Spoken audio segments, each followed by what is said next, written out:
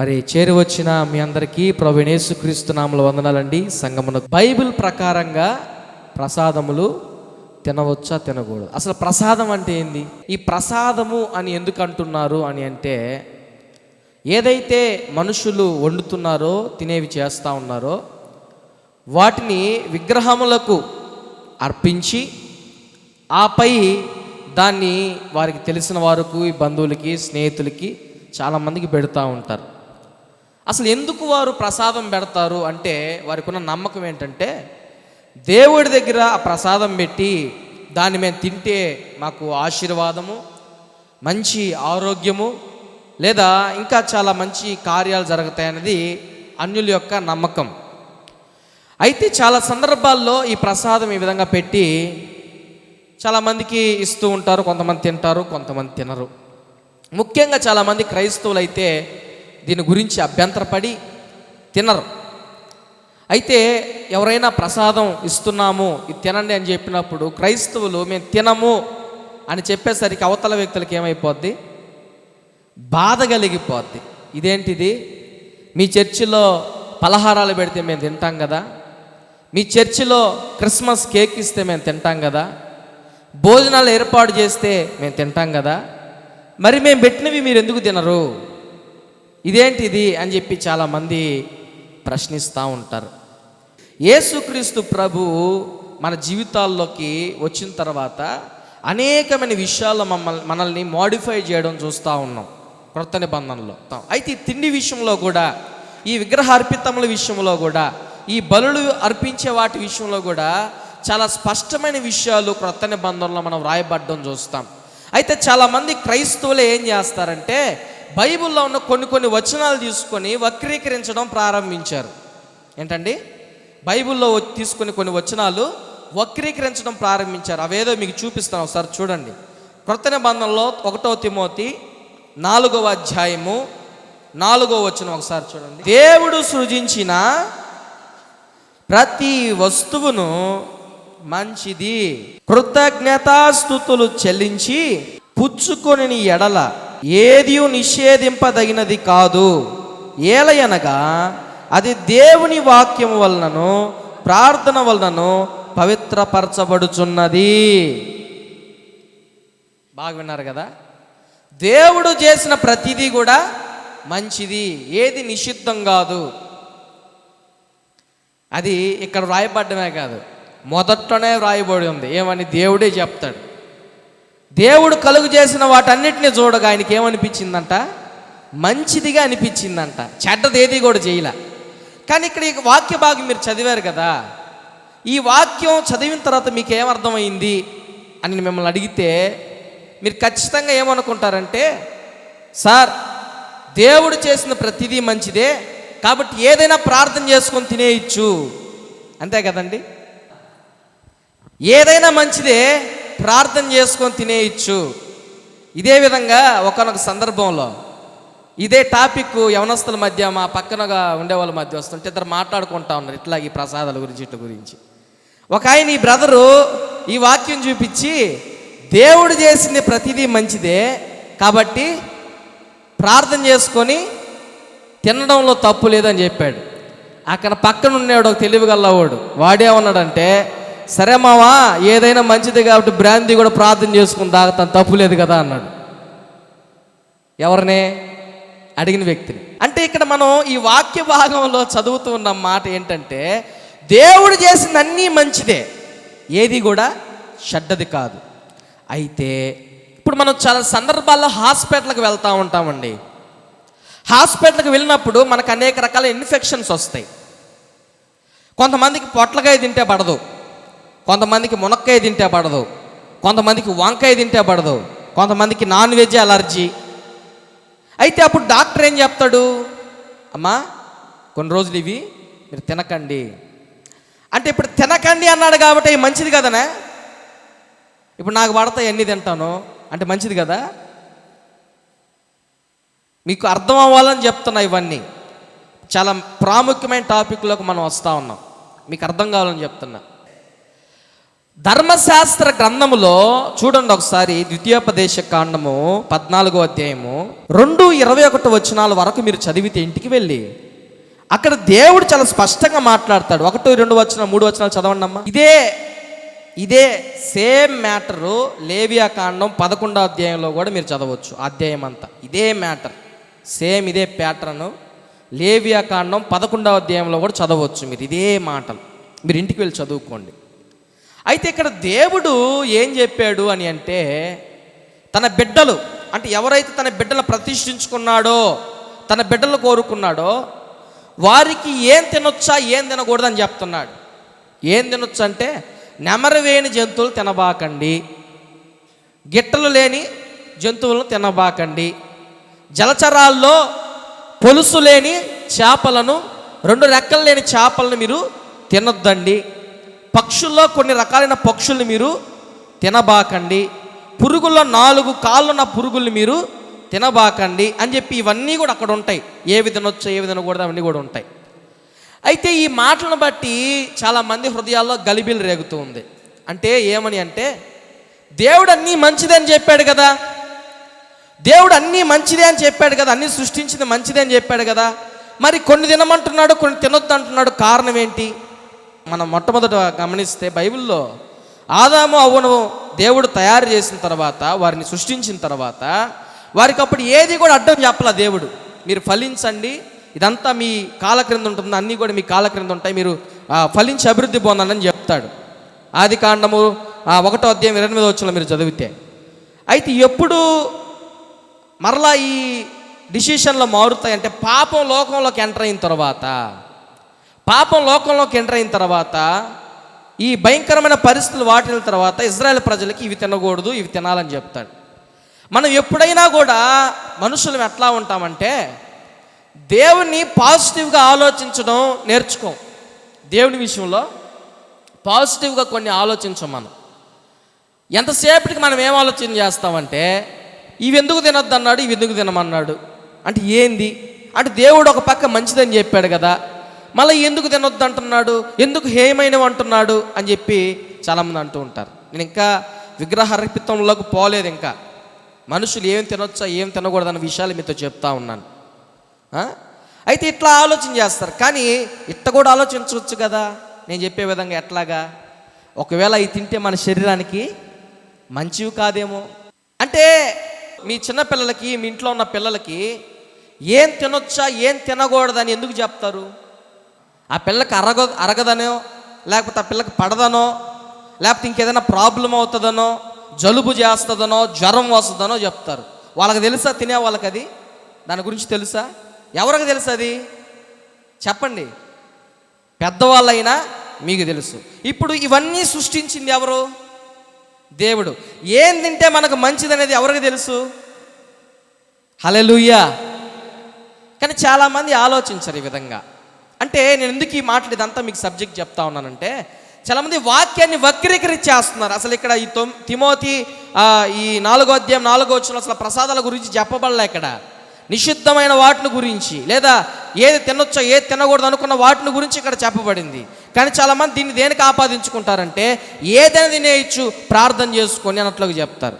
అయితే ఇప్పుడు ఈ విగ్రహముల విషయంలో, ఈ ప్రసాదముల విషయంలో ఏంటి అని అంటే, దేవుడు చేసింది అయితే ప్రసాదం కాదు. దేవుడు మనకు ఆహారాన్ని పుట్టించాడు తినేదానికి. దాన్ని మనుషులు మోడిఫై చేసుకోవడం ప్రారంభించారు. అంటే రకరకాలైన వంటలు చేసుకోవడం. ఈ వంటలను, ఈ తినుబండారాలని, వాటన్నింటినీ కూడా విగ్రహములకు పెట్టడం ఏం చేశారు? మనుషులు అలవాటు చేసుకున్నారు. అయితే ఇప్పుడు క్రైస్తవులు ప్రాముఖ్యమైన అంశంలోకి మనం వచ్చాం. అయితే ఇప్పుడు మనం క్రైస్తవులైన వారమి ప్రసాదములు తినవచ్చా తినకూడదా? మీకు సూటిగా ఏది కూడా అటు ఇటు తిరగకుండా మీకు నేను సూటిగా స్పష్టంగా చెప్పాలనుకుంటున్నాను. చూడండి, 1 కొరింథీ 10వ అధ్యాయము 19-24 వచనాలను మనం గమనిద్దామండి. బాగా వినండి అమ్మా. ఇక నేను చెప్పునదేమి? విగ్రహార్పితములలో ఏమైనా ఉన్నదని అయినను చెప్పెదనా? లేదు, కానీ అన్యజనులు అర్పించు బలులు దేవునికి కాదు దయ్యములకే అర్పించుచున్నారని. చాలండి, చాలు. హల్లెలూయా. చాలా స్పష్టంగా రాయబడిన మాటలు అక్కడ ఏమని అంటే, విగ్రహంలో ఏమైనా ఉన్నదని నేను చెప్పేదా? దాంట్లో ఏమీ లేదు. ఎందుకంటే ఈ మనుషులు చేసుకున్న బొమ్మలు, వాటిలో ఏ జీవం లేదు, ఏ శక్తి కూడా లేదు. అయితే వీళ్ళు ఏదైతే అర్పిస్తున్నారో విగ్రహములకు, అది విగ్రహములకు కాదు కానీ దయ్యాలకి పెడుతున్న ప్రసాదాలు. దాని క్రింద చదవండి అమ్మా, ఇంకా కూడా బాగా వినండి. మీరు దయ్యములతో పాలివారగుట నాకు ఇష్టం లేదు. మీరు ప్రభు పాత్రలోనిది దయ్యముల పాత్రములోనిది కూడా త్రాగనేరరు. ప్రభు బల్ల మీద ఉన్నదానిలోను దయ్యముల బల్ల మీద ఉన్నదానిలోను ప్రభు నాకు రోషం పుట్టిస్తామా? ఆయన కంటే చాలండి చాలు. అంటే చాలా క్లియర్గా ఈ కొరింథీ సంఘానికి చెప్తా ఉన్నాడు. అంటే ఈ కొరింథీ సంఘంలో కూడా ఒక గలిబిలి వచ్చింది. ఎలాంటి గలిబిలి? ఈ విగ్రహముల విషయంలో, ప్రసాదాల విషయంలో తినొచ్చా తినకూడదా? కొంతమంది ఇలాంటి ఆలోచనలతో ఉన్నారు, కొంతమంది ఏం తెలియని వారుగా ఉన్నారు ఈ సంఘంలో, కొంతమంది పసిపిల్లల్లాగా ఉన్నారు. అయితే వీరికి అపోస్తలుడైన పౌలు చెప్తా ఉన్నాడు, ఒరే బాబు, విగ్రహము లేదని ఉందని చెప్పగలనా? చెప్పలేను. కాపుతలు ఆ ప్రసాదములు ఎవరికి పెడుతున్నారు అని అంటే దయ్యములకు పెడుతున్నారు. మీరు దాంట్లో పాలు పంపులు పొందడం నాకైతే ఇష్టమే లేదు. అయితే చాలా సందర్భాల్లో మీరు అనుకోవచ్చు, చాలా ప్రశ్నలు మన మైండ్లో వస్తూ ఉంటాయి. ఇప్పుడు చాలామంది హిందూ స్నేహితులు ఉంటారు సార్, మాకు బంధువులు ఉంటారు. వారిని పెట్టినప్పుడు వాళ్ళకి ఏం జవాబు చెప్పాలి, ఎట్లా మాట్లాడాలంటే మీకు నేను దాన్ని కూడా తెలియజేస్తాను. అదే 1 కొరింథీ 10వ అధ్యాయం 27వ వచనం నుంచి 31 వరకు స్పష్టంగా మీరు చదవాలి. అవిశ్వాసులలో ఒకడు మిమ్మును విందునకు పిలిచినప్పుడు వెళ్ళుటకు మీకు మనస్సుండిన ఎడల మీకు వడ్డించినది ఏదో దాన్ని గూర్చి మనస్సాక్షి నిమిత్తము ఏ విచారణయో చేయక తినుడి. అయితే ఎవడైనను మీతో ఇది బలి అర్పింపబడినదని చెప్పిన ఎడల అట్లు తెలిపిన వాని నిమిత్తమును మనస్సాక్షి నిమిత్తమును తినకుడి. మనస్సాక్షి నిమిత్తమనగా నీ సొంత మనస్సాక్షి నిమిత్తము కాదు, నిమిత్తమే ఇలాగ చెప్పుచున్నాను. ఎందుకనగా వేరొకరి మనస్సాక్షిని బట్టి నా స్వాతంత్ర్య విషయంలో తీర్పు తీర్చబడనేలా? చాలండి చాలు. మీరు చదువుకోండి ఇంటికి వెళ్ళి. చాలా స్పష్టమైన విషయాలు ఇక్కడ మనం మాట్లాడుతున్నాం. బాగా ఆలకించండి. మీరు శ్రద్ధగా ఆలకిస్తే చాలా విషయాలు నేర్చుకోవచ్చు. మనం తెలుసుకుంటూ ఉన్నాం ఏమని? విగ్రహార్పితములు, ఆ విగ్రహాలకు పెట్టే ప్రసాదాలు ఎవరికి పెడుతున్నారు అని అంటే స్పష్టంగా అక్కడ మనం ఏం చూస్తున్నాం? దయ్యములకు పెట్టే అర్పణలుగా మనం చూస్తున్నాం. అదే విషయం ద్వితీయోపదేశకాండం 32వ అధ్యాయంలో కూడా 17వ వచనంలో కూడా ఎవరికి అర్పిస్తున్నారని కూడా మీరు చూడొచ్చు, చదువుకోవచ్చు, ఇంటికి వెళ్ళి చదువుకోండి. అయితే ఇక్కడ మనం సెకండ్ పాయింట్ మనం చూస్తున్నాం. ఇప్పుడు మనకు స్నేహితుల్లో అనేక మంది ఉంటారు. హిందువులు ఉంటారు, ముస్లిం ఉంటారు, బుద్ధిస్టులు ఉంటారు, అనేక మంది రకరకాలైన వ్యక్తులు ఉంటారు. ఎవరి దేవుడు వారికి గౌరవం, ఎవరి దైవం వారికి ఇష్టం. అయితే మనం వారి ఇంటికి వెళ్ళినప్పుడు చాలామంది మనల్ని ఆహ్వానించినప్పుడు వారు మనకు భోజనం పెడతారు. అయితే దేవుని వాక్యం ఏం చెప్తుంది, దేవుని వాక్యం క్రైస్తవులకు ఏం చెప్తుంది అని మనం గమనిస్తే, అవిశ్వాసంలో ఎవడైనా మిమ్మల్ని విందుకు పిలిస్తే, అర్థమవుతుందా? అవిశ్వాసులలో ఎవడైనా మిమ్మల్ని విందుకు పిలిస్తే వెళ్ళేదానికి మీకు మనస్సు ఉంటే మీకు వడ్డించినది ఏదో దాన్ని గురించి మనస్సాక్షి నిమిత్తం ఏ విచారణ చేయకుండా తినండి. అయితే ఆడొక కండిషన్, మళ్ళీ ఎవడైతే మీకు వడ్డిస్తా, సిస్టర్ ఇది ఉదయాన్నే కొంచెం బలి అర్పించామన్నారు అనుకోండి, అంటే ఆల్రెడీ ఆ చెప్పే వ్యక్తిలో ఏం కలుగుతుంది? ఇది మీరు తింటారో తినరో అంటే ఆయనకే డౌట్ వస్తుంది. అలా చెప్పిన దాన్ని బట్టి మనం తినకూడదు. ఎవరు మనస్సాక్షి నిమిత్తం? మన మనస్సాక్షి నిమిత్తం కాదు, అవతల వ్యక్తుల మనస్సాక్షి నిమిత్తం. ఇప్పుడు నేను ఎక్కడి గురించి చెప్తున్నాను అర్థం చేసుకోండి. చాలామంది ఏం చేస్తారంటే, అబ్బాయి ఇంక పాస్టర్ చెప్పాడు, ఎవరైనా పిలిస్తే ఎక్కడికైనా కూర్చొని తినడమే అంటే మీరు తింటారు, ఆశపడతారని కాదు. అంటే అర్థం చేసుకునే విధానాల గురించి చెప్తా ఉన్నా. ఇది ఎవరిని గురించి చెప్తున్న మాటలు ఏంటి అని అంటే, మన బంధువుల్లో, మన స్నేహితుల్లో, మనకు సంబంధించిన వారిలో, అవిశ్వాసులలో ఎవడైనా మనల్ని విందుకు పిలిస్తే వెళ్ళేదానికి మీకు మనస్సుంటే వాడు ఏం పెట్టినా కూడా దాని గురించి విచారణ చేయకుండా తినండి.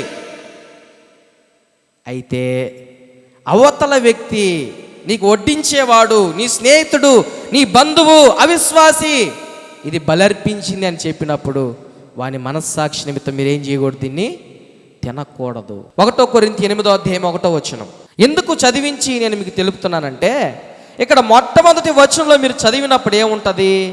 విగ్రహములకు బలిగా అర్పించిన వాటి విషయము మనమందరము జ్ఞానము గలవారమని ఎరుగుదుము. అంటే ఆ జ్ఞానం ఏం చేస్తుంది? ఉప్పొంగ చేస్తుంది, అంటే గర్వించే విధంగా చేస్తుంది మనకున్న జ్ఞానం. అయితే ప్రేమ ఏం చేస్తుంది అంటే క్షేమాభివృద్ధిని కలుగు చేస్తుంది. ఎందుకు ఈ మాట మొదటి వచనంలో రాయబడింది అని అంటే, ఇప్పుడు మనకు చాలా జ్ఞానం ఉంది. ఏం జ్ఞానం ఉందంటే, విగ్రహములు కల్పించేది ఏది ఇబ్బంది కాదు, అవి ఉట్టి విగ్రహాలే, వాటి వల్ల మనకి ఏమి ఇబ్బంది ఉండదు అంటే ఇది జ్ఞానం. మనకు జ్ఞానం ఉంది. ఆ జ్ఞానం ద్వారా మనం ఏం చేస్తున్నామంటే, ఇతరుల క్షేమాభివృద్ధిని గురించి మనం ఆలోచించట్లా, ఇతరుల యొక్క రక్షణ గురించి మనం ఆలోచించట్లా. అందుకే ఇక్కడ రాయబడిన మాటలు ఏంటంటే 10వ వచనంలో, ఏలనగా జ్ఞానము గల నీవు. అర్థమవుతుందా? నువ్వు అనుకుంటున్నావు నాకు జ్ఞానం ఉంది కాబట్టి విగ్రహంలో ఏమి లేదు కానీ నేను తింటాను అంటున్నావు. కానీ ఇక్కడ వాక్యం ఏం చేస్తుంది? జ్ఞానము గల నీవు విగ్రహములకు భోజన పంక్తిని కూర్చుండగా ఒక్కడు చూచినడలా బలహీనమైన మనస్సాక్షి గల అతడు విగ్రహములకు బరి ఇయ్యబడిన పదార్థం తినుటకు ధైర్యము తెచ్చుకొను కదా. మీరు బాగా ఆలోచించాలి. ఏంటని అంటే, ఇప్పుడు సపోజ్ నేనున్నానండి, మీకు అర్థమయ్యే విధంగా చెప్తున్నాను. సపోజ్ నేనున్నాను, నాకు జ్ఞానం ఉంది. ఏమని? తినడం మూలంగా ఏమి లేదు, దానివల్ల ఏం కాదని. మీకు అంత అవగాహన లేదు, దేవుని విషయంలో అంత అవగాహన లేదు. నేను ఎక్కడైనా ఈ విధంగా విగ్రహములకు అర్పించిన వాటి దగ్గర కూర్చొని తింటా ఉన్నాను. దూరం నుండి మీరు చూసిన నన్ను ఏం చేస్తారు? అరే పాస్టర్ ఏదనంగా మందేముందని చెప్పి ఇంక నెల్లూరుకి వెళ్ళినప్పుడు హోటల్కి వెళ్ళకుండా దేవాలయంలో పడి తింటా ఉంటారు. ఇంకా అంటే మనం కాదులేండి, బయట వాళ్ళ గురించి చెప్తా ఉన్నాం, తెలియని వాళ్ళ గురించి. అంటే ఇంకేదైనా తినొచ్చు, బలర్పించిన వాటి ఏదైనా తినొచ్చు. అంటే అవతరుల యొక్క మనస్సాక్షి నిమిత్తమై మనం కొన్నిసార్లు ఏం చేయాలి? మన జ్ఞానాన్ని కూడా ప్రేమగా మార్చుకోవాలన్న విషయం మీరు తెలుసుకోవాలి. జ్ఞానం గర్వించే విధంగా చేస్తుంది, ప్రేమ ఇతరుల క్షేమాభివృద్ధిని కోరుతుంది. బాగా వినండి, ఆలకించండి. అందుకే అపోస్తలుడైన పౌలు అంటున్నాడు, నా సహోదరుని రక్షణ నిమిత్తమై వాళ్ళకి అభ్యంతరం కలగకుండా ఉండేదానికి నేను ఇంకా మాంసము తినను. చాలా కష్టం కదండి మనకిది, చాలా కష్టం. అయినప్పటికీ నీ దేవుని కొరకు అపోస్తలుడైన పౌలు ఏం చెప్తున్నాడు? అందుకే అక్కడ రాయబడిన మాటలు మనం చూస్తూ ఉంటే, సరే రోమీలకు రాసిన పత్రిక 14వ అధ్యాయము, ఒకడు సమస్తమును తినవచ్చునని నమ్ముచున్నాడు, మరి ఒకడు బలహీనుడై ఉండి కూరగాయలనే తినుచున్నాడు. తినువాడు తినిన వారిని తృణీకరింపకూడదు, తిననివాడు తినువానికి తీర్పు తీర్చకూడదు, ఏలనగా దేవుడు అతన్ని చేర్చుకొనెను. అయితే ఇప్పుడు 14వ వచనం చదువుతున్నాను నేను. అక్కడ సహజముగా ఏది నిషిద్ధము కాదని నేను ప్రభువుని యేసునందు ఎరిగి రూఢిగా నమ్ముచున్నాను. అయితే ఏదైనా నిషిద్ధమని ఎంచుకొను వానికి అది నిషిద్ధమే. నీ సహోదరుడు నీ భోజన మూలముగా దుఃఖించినలా నీవికను ప్రేమ కలిగి నడుచుకుని వాడవు కావు. ఎవని కొరకు క్రీస్తు చనిపోయినో వాణ్ణి భోజనము చేత పాడు చేయకము. మీకున్న మేలైనది దోషణ పాలు కానీకుడి. దేవుని రాజ్యము భోజనమును పానమును కాదు గాని నీతియు సమాధానమును పరిశుద్ధాత్మ యందలి ఆనందమునై ఉన్నది. 20వ వచనం చూడండి. భోజనము నిమిత్తము దేవుని పనిని,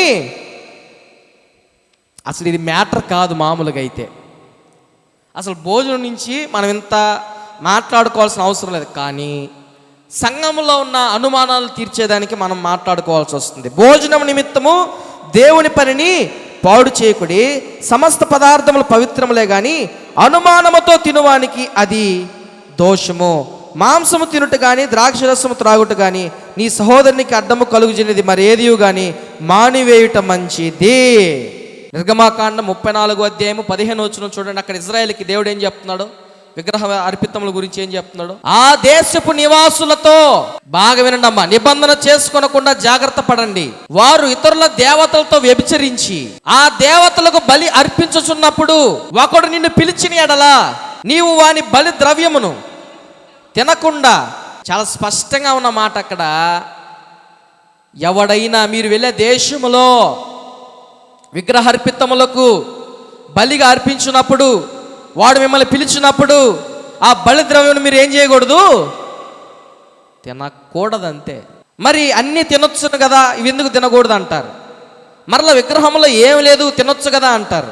మరలా ఏది నిషిద్ధం కాదు అంతా మంచిదని మీరే చెప్తారు కదా, ఎందుకు తినకూడదని మీరు అడగొచ్చు నన్ను. ఆలోచన చేయండి. చాలామంది మనల్ని అడిగే ప్రశ్న, మీరు పెట్టింది మేము తింటాం, మేము పెట్టింది మీరు ఎందుకు తినరు?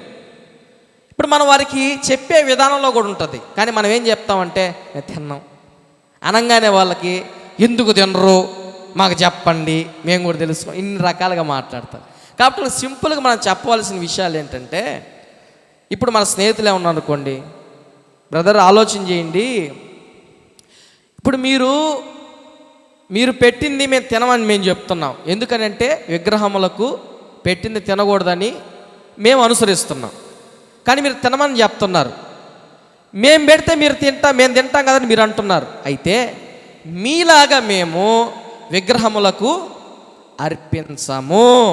అర్పించము. అయితే మీరు ఒకవేళ మా మందిరంకి వచ్చినా మేము పరిశుద్ధమైన వాటిని అవిశ్వాసులకు ఎవరికి కూడా పెట్టం. మీరు అడిగినా కూడా పెట్టం. మేము ఒకటి ఉంది మాకు, దాన్ని బల్లా అని అంటారు. అది మీరు అడిగినా కూడా మేము పెట్టాం.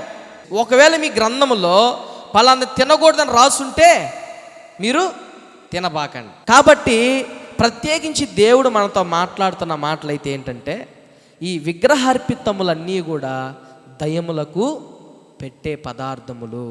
అందుకే అక్కడ క్లియర్గా మనం చూస్తాం 1 కొరింథీ 14 అధ్యాయంలో, దేవుని బల్లల్లోనూ దయ్యముల బల్లలో మనం పాలు పంపులు పొందుతామా అంటే 2 నడకల్లో మనం జీవించగలమా? 2 మార్గాల్లో మనం కొనసాగగలమా? కొనసాగలేం కదా. కాబట్టి మీరు ఎట్లా ఉండాలి? దాంట్లో పాలు పంపులు పొందడం నాకు ఇష్టం లేదు. అయితే ఇక్కడ మీరు 2 పాయింట్స్ మీరు క్యాచ్ చేయాల్సింది ఏంటంటే, గొల్లకు వెళ్ళి తినడం వేరు, స్నేహితుల ఇంటికి వెళ్ళి తినడం వేరు. ఇది పాయింట్ మీరు క్యాచ్ చేయాలి. అన్నీ కలిపేసుకోకూడదు, అన్నీ ఒకటిగా చేసుకోకూడదు. అందుకే మీకు నేను చాలా జాగ్రత్తగా చెప్పుకుంటా వస్తా ఉన్నా. అంటే మీరు అర్థం చేసుకునే విధానంలో వేరుగా ఉంటుందేమో. హల్లెలూయా. కాబట్టి ఇంకా ఈ అర్థం చేసుకునేదానికి ఏం లేదండి, నేను చాలా సింపుల్గా మీకు చెప్పేయచ్చు. ఆధారాలతో చెప్పేసరికి ఎడదాకా వచ్చింది. సింపుల్గా మీకు చెప్పమంటారా? తినబాకండి. సింపుల్గా మీకు చెప్పాలంటే తినబాకండి. ఎందుకు తినకూడదు అంటే, మీ వల్ల ఇతరులు పాడు కాకుండా ఉండేదానికి, అవి దయ్యములకు అర్పించిన కారణాన్ని బట్టి మీరు ఇక మీదట తినబాకండి. ఇది ఫైనల్. నేను చెప్తున్నాను కదా వాక్యం అనుసరించి.